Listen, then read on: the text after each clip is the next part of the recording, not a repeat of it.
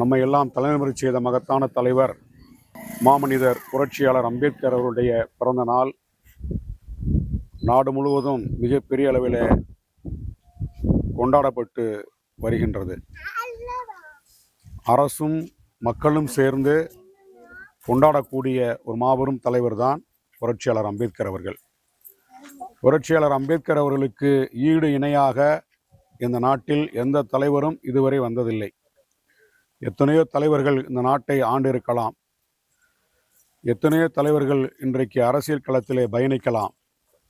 ஆனால் அம்பேத்கருக்கு நிகராக, அவர் கற்ற கல்விக்கு நிகராக, அம்பேத்கருடைய ஆளுமைக்கு நிகராக, அம்பேத்கருடைய அறிவுக்கும் ஆற்றலுக்கும் நிகராக எந்த ஒரு தலைவரும் இந்திய அரசியல் வரலாற்றில் தோன்றவில்லை. தன்னுடைய வாழ்நாள் முழுவதும் இந்த நாடு முழுவதும் சிதறி கிடக்கின்ற கோடானு கோடி ஒடுக்கப்பட்ட மக்களுடைய விடுதலை பற்றியே அவருடைய பயணம் இருந்தது. அவர் கற்ற கல்வியை பொருளீட்டு கொண்டு வசதியாக வாழ வேண்டும் என்று அவர் விரும்பவில்லை. படித்த படிப்பையெல்லாம் பயன்படுத்தி இந்த சமூக மக்களுடைய விடுதலைக்காக ஒரு பெரிய மாற்றத்தை கொடுப்பதற்காக அவர் கற்ற கல்வியை அர்ப்பணித்தார். அம்பேத்கர் அவர்கள் தன்னுடைய இளமை பருவத்தில் சந்திக்காத துன்பங்களே இல்லை. இன்றைக்கு நாமெல்லாம் பிற சமூகங்களைப் போல ஓரளவுக்கு மதிப்பும் மரியாதையும் பெற்று வாழ்ந்து கொண்டிருக்கின்றோம். எல்லா இடங்களுக்கும் நாம் பயணிக்கின்றோம். பிற சாதிய சமூகங்களுக்கு போட்டியாக இன்றைக்கு நாம் படித்திருக்கின்றோம், வேலைகளுக்கு செல்கின்றோம், வீடுகளை கட்டுகின்றோம், பொருளாதாரத்தில் மேம்பட்டு வருகின்றோம், எல்லோருக்கும் இணையாக வளர்ந்து வந்து கொண்டிருக்கின்றோம். இந்த மாற்றத்தை நாம் எளிதாக அடையவில்லை. யாரும் இந்த மாற்றத்தை உருவாக்கி கொடுக்கவில்லை. புரட்சியாளர் அம்பேத்கர் அவர்கள் மட்டும்தான் அவருடைய அறிவு, ஆற்றல், தகுதி, திறமை, உழைப்பு, அவருடைய அர்ப்பணிப்பு தான் இந்த மாற்றத்தை கொடுத்தது. 100 ஆண்டுகளுக்கு முன்பு நம் சமூகம் எப்படி இருந்தது என்று உங்களுக்கெல்லாம் நன்றாக தெரியும். நம்முடைய முன்னோர்கள் எப்படி நடத்தப்பட்டார்கள் என்பது உங்களுக்கு நன்றாக தெரியும். ஆனால் இன்றைக்கு நம்மை யாருமே விலக்கி வைக்க முடியாமல், ஒதுக்கி வைக்க முடியாமல், புறந்தள்ள முடியாத இடத்திற்கு நாம் இன்றைக்கு வளர்ந்து வந்து நம்முடைய ஆளுமையை செலுத்தி கொண்டிருக்கின்றோம். அம்பேத்கர் அவர்கள் சொன்னார், எல்லா சிக்கல்களுக்கும் திறவுகோல் அரசியல் அதிகாரமே என்று சொன்னார். காலங்காலமாக நாம் ஓட்டு போடக்கூடிய மக்களாக இருந்து யார் யாருக்கோ ஓட்டு போட்டு அவர்களை ஆட்சி அதிகாரத்தில் அமர வைத்து விட்டு பிறகு அவர்களிடமே போய் கையேந்தக்கூடிய ஒரு அவலம் நீண்ட நாட்களாக அந்த மண்ணிலே இருந்தது. ஆனால் அம்பேத்கர் அவர்கள் சொன்னார், அந்த நிலைமை மாற வேண்டுமென்றால் நம்முடைய மக்கள் எல்லாம் அரசியலை நோக்கி வர வேண்டும், அரசியல் அதிகாரத்தை கைப்பற்ற வேண்டும். அப்போதுதான் இந்த சாதிய சிக்கலுக்கு முற்றுப்புள்ளி வைக்க முடியும். அதன் அடிப்படையில் தான் இன்றைக்கு புரட்சியாளர் அம்பேத்கருடைய கொள்கை வழியிலே பயணிக்கக்கூடிய நம்முடைய தலைவர் எழுச்சி தமிழர் அண்ணன் திருமாவளவன் அவர்கள் அம்பேத்கர் என்ன சொன்னாரோ, எதை செய்தாரோ, எதை கனவு கண்டாரோ அதை செய்து முடிக்க வேண்டும் என்று தன்னுடைய வாழ்நாளை அர்ப்பணித்து நாடு முழுவதும் பறந்து விரிந்து சிதறி கிடக்கின்ற இந்த கோடான கோடி விளிம்புநிலை மக்களாக இருக்கக்கூடிய புறக்கணிக்கப்பட்ட மக்களை ஒன்றிணைத்து அரசியல் படுத்தி இன்றைக்கு தமிழ்நாட்டில் நம்மை ஒதுக்கி வைத்துவிட்டு, நம்மை ஓரங்கட்டி விட்டு எவராலும் அரசியல் செய்ய முடியாது என்கின்ற இடத்தை நோக்கி நம்மை நகர்த்தி இருக்கின்றார். விடுதலை சிறுத்தைகள் கட்சி என்கின்ற இந்த மகத்தான பேரியக்கம் இல்லாமல் தேர்தல் களமே இல்லை. விடுதலை சிறுத்தைகள் கட்சி என்கின்ற இந்த மகத்தான பேரியக்கம் இல்லாமல் தமிழ்நாட்டில் எந்த அரசியலுமே இருக்க முடியாது என்கின்ற நிலைமையை நம்முடைய தலைவர் எழுச்சி தமிழர் அண்ணன் திருமா அவர்கள் உருவாக்கி கொடுத்திருக்கின்றார். இந்த மாற்றத்திற்கு நம்முடைய தலைவர் எழுச்சி தமிழர் அவர்கள் புரட்சியாளர் அம்பேத்கருடைய கொள்கை வழியிலே பயணிப்பதுதான் காரணம். நாம் எந்த தலைவர்களை மறக்கின்றோமோ இல்லையோ, புரட்சியாளர் அம்பேத்கர் அவர்களை மறக்கவே கூடாது. ஏனென்றால் அம்பேத்கர் அவர்கள் உருவாக்கி கொடுத்த அரசியலமைப்பு சட்டம்தான் இன்றைக்கு நம்மை பாதுகாத்து கொண்டிருக்கிறது. வேறு எந்த சட்டமும் பாதுகாக்கவில்லை. எத்தனையோ தலைவர்கள், எத்தனையோ கட்சிகள் இந்த நாட்டை ஆளலாம். ஆனால் நமக்கு பாதுகாப்பு என்பது அம்பேத்கர் உருவாக்கி கொடுத்த சட்டம்தான். அந்த சட்டம்தான் நமக்கு கல்வியை கொடுக்கிறது, வேலைவாய்ப்பு கொடுக்கிறது, எல்லா சாதிகளுக்கும் நிகராக ஒரு மதிப்பை உருவாக்கி கொடுத்திருக்கிறது. ஒரு காலத்தில் 100 ஆண்டுகளுக்கு முன்பு செருப்பணிந்து செல்ல முடியாது, நல்ல நாகரிகமான உடை அணிந்து செல்ல முடியாது, பொது இடங்களில் பயணிக்க முடியாது. இன்றைக்கு அதையெல்லாம் அடித்து உடைத்து ஒரு மாற்றத்தை உருவாக்கி கொடுத்தது அம்பேத்கர் உருவாக்கி கொடுத்த அரசியலமைப்பு சட்டம். நம்முடைய வாழ்நாள் கனவு என்பது அம்பேத்கர் உருவாக்கி கொடுத்த அரசியலமைப்பு சட்டத்தை பாதுகாக்க வேண்டும் என்பதுதான்.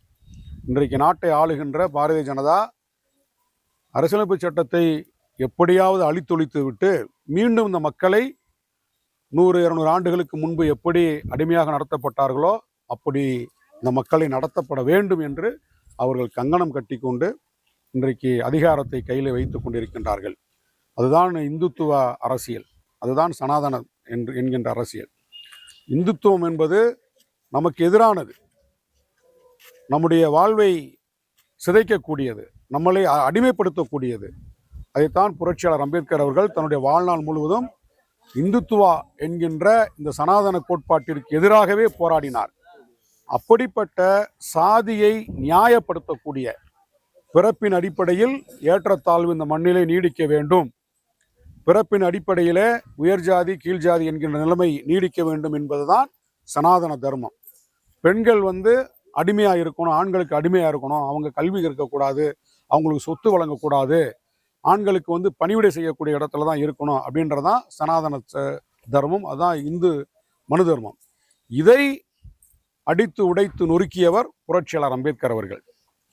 ஆனால் இன்றைக்கு இந்திய அரசாங்கத்தை வழிநடத்தி கொண்டிருக்கக்கூடிய மோடி அவர் தலைமையிலான பாரதிய ஜனதா கட்சி எப்படியாவது அந்த சனாதனத்தை மீண்டும் கொண்டு வர வேண்டும், அம்பேத்கர் உருவாக்கி கொடுத்த அரசியலமைப்பு சட்டத்தை அழித்தொழித்து விட்டு இந்த நாட்டில் இருக்கக்கூடிய கோடிக்கணக்கான மக்களை அடிமைப்படுத்த வேண்டும் என்பதுதான் அவருடைய குறிக்கோளாக இருக்கிறது. இதையெல்லாம் அறிந்துதான் நம்முடைய தலைவர் எழுச்சி தமிழர் அவர்கள் சனாதனத்திற்கு எதிராக போராடுவோம், இந்துத்துவத்திற்கு எதிராக போராடுவோம் என்று நாடு முழுவதும் சிதறி கிடக்கக்கூடிய நம் சமூக மக்களை ஒருங்கிணைத்து அரசியல் படுத்தி இன்றைக்கு மிகப்பெரிய ஒரு அரசியல் சக்தியாக நம்மை வளர்த்தெடுத்திருக்கின்றார்.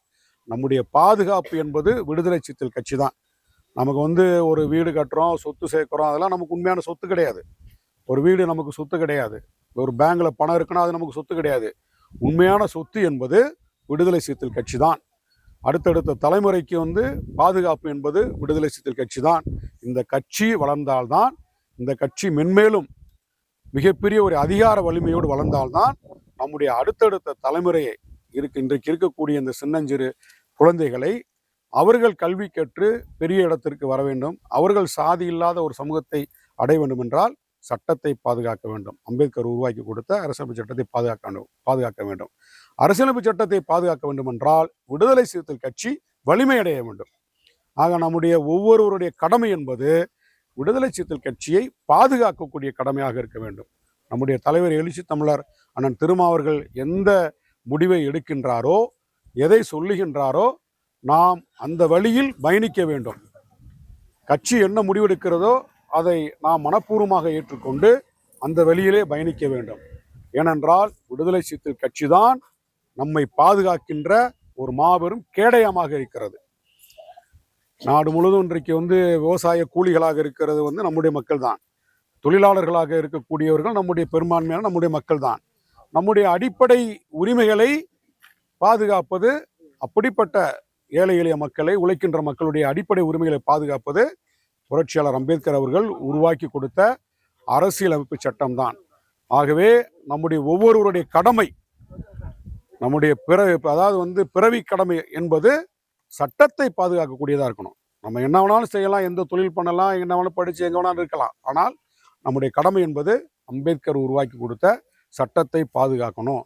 பிள்ளைகளுக்கு அம்பேத்கரை பற்றி சொல்லிக் கொடுக்கணும், அம்பேத்கரை பற்றி பேசணும், அம்பேத்கர் புத்தகங்களை படிக்கணும். ஏன்னா அம்பேத்கர் இல்லைன்னா நம்ம இல்லை, இந்த இடத்துக்கு நம்ம வந்திருக்க முடியாது. அப்போ ஒரு சமத்துவத்தை கொடுத்திருக்கிறார், நமக்கு ஒரு நாட்டில் ஒரு மறுமலர்ச்சி உருவாக்கி கொடுத்திருக்கின்றார், மிகப்பெரிய ஒரு மாற்றத்தை உருவாக்கி கொடுத்திருக்கின்றார். எத்தனையோ பல 100 ஆண்டுகளாக நம்முடைய முன்னோர்கள் போராடினாலும் ஒரு பெரிய மாற்றத்தை உருவாக்க முடியாத இந்த சூழலில் அம்பேத்கர் அவர்கள் தான் தன்னுடைய வாழ்நாளை முழுமையாக அர்ப்பணித்தார். அவருடைய அர்ப்பணிப்பு தான் இன்றைக்கு நம்முடைய வாழ்க்கையில் மிகப்பெரிய ஒரு மாற்றத்தை உருவாக்கி கொடுத்திருக்கிறது. அதை நாம் பாதுகாக்க வேண்டுமென்றால், அம்பேத்கர் உருவாக்கி கொடுத்த சட்டத்தை பாதுகாக்க வேண்டுமென்றால், விடுதலை சிறுத்தைகள் என்கின்ற அந்த மகத்தான பேரியக்கத்தை நீங்கள் பாதுகாப்பாக வளர்த்தெடுக்க வேண்டும். நமக்குள் எந்த விதமான மனமாச்சரியங்கள் இல்லாமல் ஒத்த கருத்தோடு பயணிக்க வேண்டும். நாம் அரசியல் களத்திலே வலிமை அடைகின்ற போதுதான், நமக்கான ஆட்சி அதிகாரத்தை நிறுவும் போதுதான் நாம் இந்த சாதிய சிக்கலிலிருந்து மீண்டு வர முடியும். இந்த நாட்டிலே மக்கள் தொகையில் பெரும்பான்மை மக்கள் நம்ம தான் இருக்கிறோம். சென்னையில இருந்து கன்னியாகுமரி வரைக்கும் எல்லா மாவட்டங்களிலும் எல்லா ஊர்களிலும் நம்முடைய மக்கள் இல்லாத ஊரே கிடையாது. சில சாதிகள் எல்லாம் சில மாவட்டத்தில் இருப்பாங்க. தென் மாவட்டத்தில் கொஞ்சம் பேர் இருப்பாங்க, மேற்கு மாவட்டத்தில் இருப்பாங்க, வட மாவட்டத்தில் இருப்பாங்க. ஆனால் எல்லா மாவட்டம் தமிழ்நாட்டில் இருக்கக்கூடிய 38 மாவட்டங்களிலும் எல்லா ஊர்களிலும் பறந்துபட்ட அளவிலே மக்கள் தொகையில் பெரும்பான்மையாக இருக்கக்கூடிய மக்கள் நம்முடைய மக்கள் தான். ஆனால் அதிகாரத்தில் யார் இருப்பது? யார் ஆட்சி அதிகாரத்தை நோக்கி நகர்கிறார்கள் என்றால் அதுதான் இன்றைக்கு கேள்விக்குறியாக இருக்கிறது. அதற்காக தான் நம்முடைய தலைவர் எழுச்சி தமிழர் அண்ணன் திருமாவர்கள் பாடுபட்டு கொண்டிருக்கின்றார். நாம் விடுதலை சிறுத்தையாய் அணிதிரளுகின்ற போதுதான் நாம் அந்த அதிகாரத்தை நோக்கி நகர முடியும். தமிழ்நாட்டில் நாம் ஒரு ஆட்சி மாற்றத்தை கொடுக்க முடியும். அந்த இடத்தை நோக்கி நம்மை அழைத்து செல்கின்றார். ஆகவே நாம் என்றைக்கும் புரட்சியாளர் அம்பேத்கர் அவர்களுக்கு நன்றி கடன் பட்டவர்களாக இருக்க வேண்டும். நம்முடைய அடுத்தடுத்த சந்ததிகளுக்கு அம்பேத்கரை பற்றி சொல்லிக் கொடுக்க வேண்டும். குறிப்பாக பெண்கள் விழிப்புணர்வோடு இருக்கணும். அம்பேத்கரை பற்றி நீங்கள் தான் அதிகமாக படிக்கணும். ஏன்னா அம்பேத்கர் ஒரு காலத்தில் பெண்கள் அடிமையாக நடத்தப்பட்டார்கள். அதை உடைத்தவர் அம்பேத்கர் தான். பெண்களுக்கு கல்வி வேண்டும், அடிப்படை கல்வி வேணும்னு சட்டம் கொண்டு வந்தார். பெண்களுக்கு அரசு குடும்ப சொத்துல பங்கு கொடுக்குன்னு சொன்னார். அரசு பணி பெண்களுக்கு கூட. ஒரு காலத்தில் பெண்கள் படிக்க முடியாது, வீதிக்கு வர முடியாது, பொது இடங்களை உட்கார முடியாது, பங்கெடுக்க முடியாது. அதையெல்லாம் புரட்டி போட்டு பெண்களை ஆண்களுக்கு நிகராக உருவாக்கியவர் தான் சட்டத்தின் மூலம் புரட்சியாளர் அம்பேத்கர் அவர்கள். சாதி ஒழிப்பிற்காக, சமத்துவத்திற்காக தன்னுடைய வாழ்நாள் முழுவதும் தன்னை ஒப்படைத்து கொண்ட அந்த மகத்தான தலைவருடைய பிறந்த நாள் தான் இன்றைக்கு. அந்த பிறந்த நாளை நாம் எந்த விழாவாக ஒரு கோயில் திருவிழாவில் போய் நம்ம வெகு விமர்சனையாக நம்ம பண்ணுறோம். அதெல்லாம் நமக்கு உண்மையான விழா கிடையாது. நம்மளுடைய பிறந்தநாள் கூட உண்மையான விழா கிடையாது. நாம் கொண்டாடப்பட வேண்டிய, உயர்த்தி பிடிக்க வேண்டிய ஒவ்வொரு குடும்பமும் ஒரு திருவிழாவாக கொண்டாடப்பட வேண்டிய ஒரே விழா என்பது அம்பேத்கர் அவருடைய பிறந்தநாள் விழா தான். இனிவரும் காலங்களில் இது ஒரு மகிழ்ச்சிகரமான விழாவாக நாம் முன்னெடுத்து நம்முடைய அடுத்தடுத்த சந்ததிகளுக்கும் அதை நாம் ஒரு வழிகாட்டுதலாக வழங்க வேண்டும் என்று கேட்டுக்கொண்டு, இன்றைக்கு நாகமலை புதுக்கோட்டை பாவலர் எஸ்டேட் முகாம் சார்பில் புரட்சியாளர் அம்பேத்கர் அவருடைய இந்த பிறந்தநாள் விழா முன்னெடுக்கப்படுகிறது. இந்த நேரத்தில் நீங்கள் எல்லாம் கலந்து கொண்டு அம்பேத்கருக்கு புகழஞ்சலி செலுத்துவதை பார்க்கின்ற போது மிகவும் மகிழ்ச்சிகரமாக இருக்கிறது. அது நான் உங்களுக்கு என்னுடைய மனதார பாராட்டுதலை தெரிவித்துக் கொள்கின்றேன்.